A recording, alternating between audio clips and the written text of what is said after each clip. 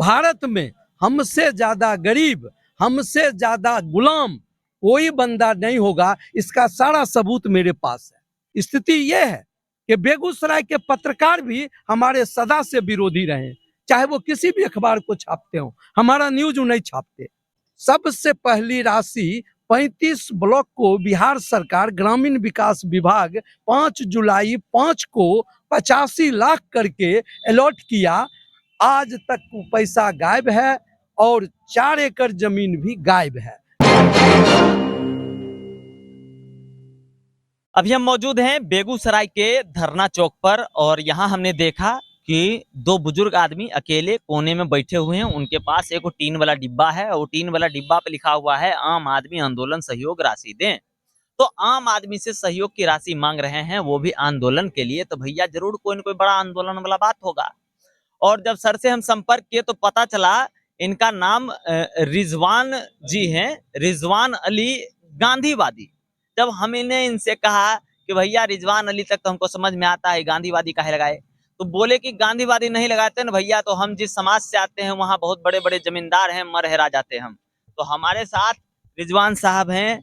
Sir, हमारे गांव में वो कहावत बहुत प्रचलित है, क्या जानते हैं कि मजबूरी के नाम महात्मा गांधी। तो जब मजबूरी के नाम महात्मा गांधी है तो रिजवान अली के बाद गांधीवादी लगाना जरूरी था क्या? सर हम बचपन से राजनीति करते हैं। अच्छा। हमारे पिता भी राजनीति करते थे। हम लोग कम्युनिस्ट सब दिन रहे हैं। लेकिन जब अभी सुना कि पूरे देश के जितने दल हैं वो सब गुलामी में जी रहे हैं कार्यकर्ता, क्योंकि पार्टी को जो थोपा जाता है वही वो करने को मजबूर होते हैं, अपना कोई विचार नहीं होता। हम बहुत कम पढ़े लिखे हैं, लेकिन राहुल संस्कृता इनके चेला हैं। उन्होंने कहा दिमागी गुलामी नहीं करनी चाहिए। हम किसी का, किसी दल का, किसी व्यक्ति का आज तक गुलामी नहीं किया है। तो मतलब सीधा कहें तो अंधभक्त नहीं है। अच्छा, एक सेकंड, कुछ भी शुरू करने से पहले हम सीधा मुद्दे पे आते हैं। मुद्दा बहुत गंभीर है भैया। पिछले कई सालों से ये महाशय जनता की लड़ाई लड़ रहे हैं, ठीक है। जिस लड़ाई को सरकार को लड़नी चाहिए वो लड़ाई ये लड़ रहे हैं। तो भैया अपने लड़ाई के बारे में बताइए और पूरा कहानी खोल के रख दीजिए, बहुत सारा पब्लिक सुन रहा है। ये नावकोठी ब्लॉक 1994 में लालू यादव ने 7 ब्लॉक का उद्घाटन किया जिले में, लेकिन नावकोठी को सबसे पहले इसीलिए बनाए कि वहां 4 एकड़ जमीन सरकारी था। बजाबते अयोध्या प्रसाद सिंह ट्रस्ट एस्टेट, जिनके पास 10,000 बीघे से ज्यादा था, जो निसंतान गुजरे, उनकी सारी जमीन सरकार ने गजट में ले लिया, अर्जित कर लिया। उसी जमीन पर ब्लॉक का निर्माण हुआ, ब्लॉक का उद्घाटन हुआ और ब्लॉक चल रहा है। सबसे पहली राशि 35 ब्लॉक को बिहार सरकार ग्रामीण विकास विभाग 5 जुलाई 5 को 85 लाख करके अलॉट किया। आज तक वो पैसा गायब है और 4 एकड़ जमीन भी गायब है नावकोठी। और नावकोठी अंचल कार्यालय भवन, प्रखंड और अंचल भवन नहीं बना, और साथ ही साथ आवासीय भवन जो बनना था वो भी नहीं बना। तो हम जब बिहार सरकार का लोक शिकायत निवारण आया तो हमने मुकदमा दायर किया, दर्जनों मुकदमा किया इस संबंध में। ग्रामीण विकास तक गए, भवन निर्माण विभाग पटना तक गए, लेकिन इसका कोई परिणाम नहीं निकला। 17 में जब 13 जनवरी को नीतीश कुमार आए थे बेगूसराय, उस समय हम जदयू के जिला सचिव थे।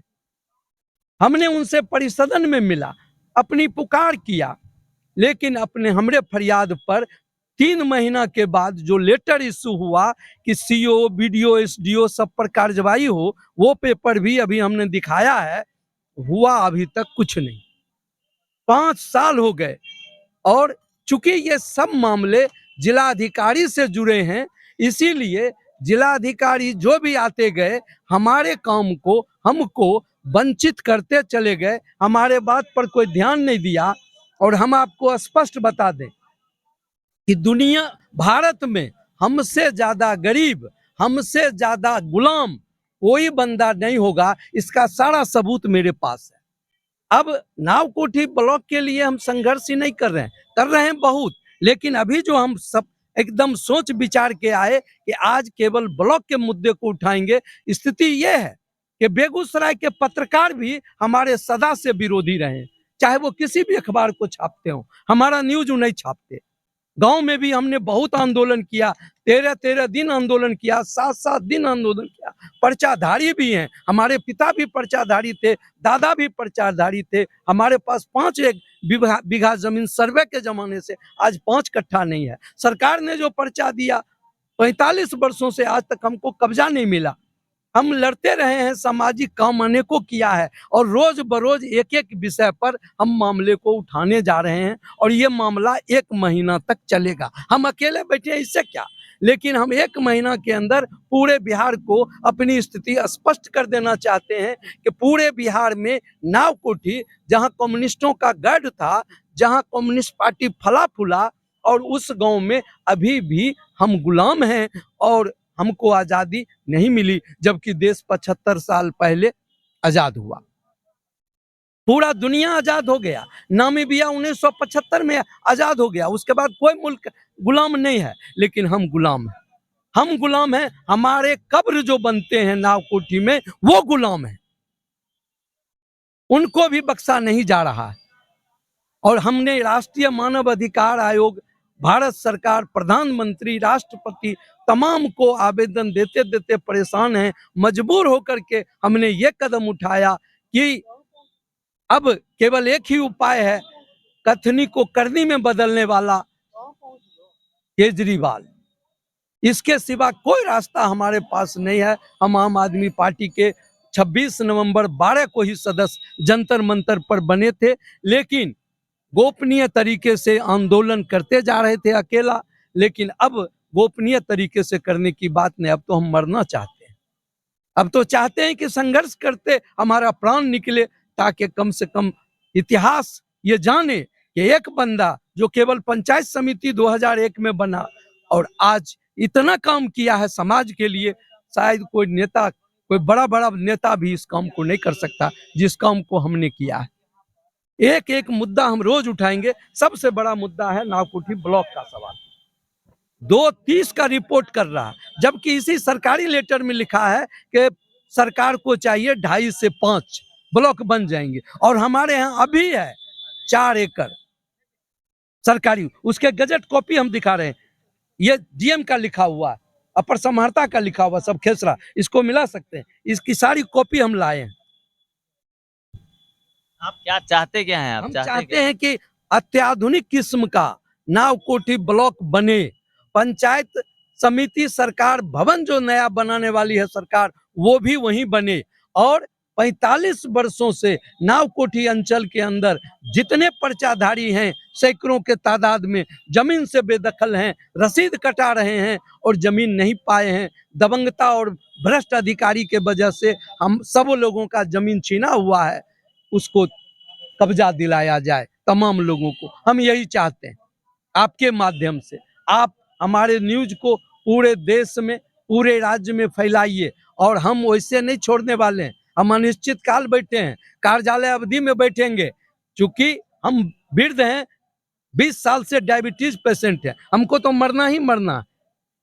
तो हम सरकार को नहीं छोड़ेंगे, भारत सरकार हो, बिहार सरकार हो, हरियाणा सरकार हो। हरियाणा में भी हमने लड़ाई लड़ी है प्रवासी के लिए, हजारों घर को उजाड़ दिए गए, नेस्तनाबूद किए गए, हरियाणा में भी, खोरी गांव में, सूरजकुंड थाना, हमने वहां भी लड़ाई लड़ा है। हम लड़ते रहेंगे और हम हाई कोर्ट भी जाएंगे, सुप्रीम कोर्ट भी जाएंगे, और सरकार को झुका के दम लेंगे, और पूरे भारत जो दुनिया का सबसे बेहतर संविधान है, भारत का संविधान, उसको पूर्ण रूपेण लागू करवा के हम दम लेंगे। ये हमारा वादा है। हम जनता से वादा करते नहीं, अपने दिल से हम यकीन रखते हैं कि हम जो करेंगे वही होगा, क्योंकि भारत का संविधान मेरे साथ है।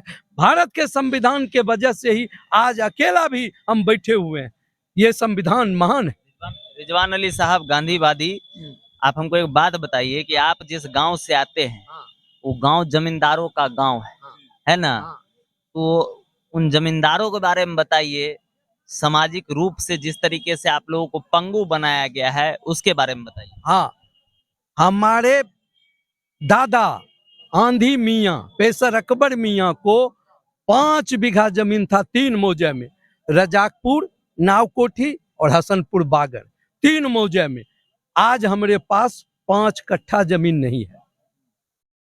1976 में जब जमीन आंदोलन 1970 में कम्युनिस्टों के द्वारा हुआ, रजाकपुर में झंडा गाड़ा गया, उस समय जो गजट में लिया गया, अर्जित किया गया, चूंकि हमारे यहाँ 5 जमींदार थे जिसमें 3 जमींदार निसंतान मर गए। अयोध्या प्रसाद सिंह 3 पत्नी, शिव कुमारी, बेगूसराय में कॉलेज है शिव कुमारी अयोध्या कॉलेज, राधा देवी नावकोठी कैंपस में, ब्लॉक कैंपस में मिडिल कन्या विद्यालय है राधा देवी के नाम से, शिव कुमारी के नाम से कॉलेज था। सब के सब लोग लूट लिया, सारे के सारे जमीन लुटा गए। भ्रष्ट अधिकारी लगातार 1976 में जो गजट हुआ उसका जमीन का अर्जन किया गया, 83 में 76 में सब के सब बड़े दबंग लोग काबिज हैं और गरीब लोगों को पर्चा भी 76 में मिला, आज तक कब्जा नहीं मिला। हमको भी पर्चा, दादा को भी 1 बीघा मिला क्योंकि हम पसमानदा दर्जी जाति के हैं, जो दर्जी होते हुए 5 एकड़ बीघा जमीन रखते थे उस जमाने में सदियों से। जिस समय 1902 में अंग्रेज हुकूमत ने कहा कि जो जमीन जोतेगा उसी का जमीन होगा, और उस जमीन वो हमारे दादा के नाम से, आंधी मियाँ पेशर अकबर मियाँ के नाम से खतियान है। और इसी आधार पर हम कहते हैं कि इस भारत में हमरे जैसा गुलाम कोई नहीं है।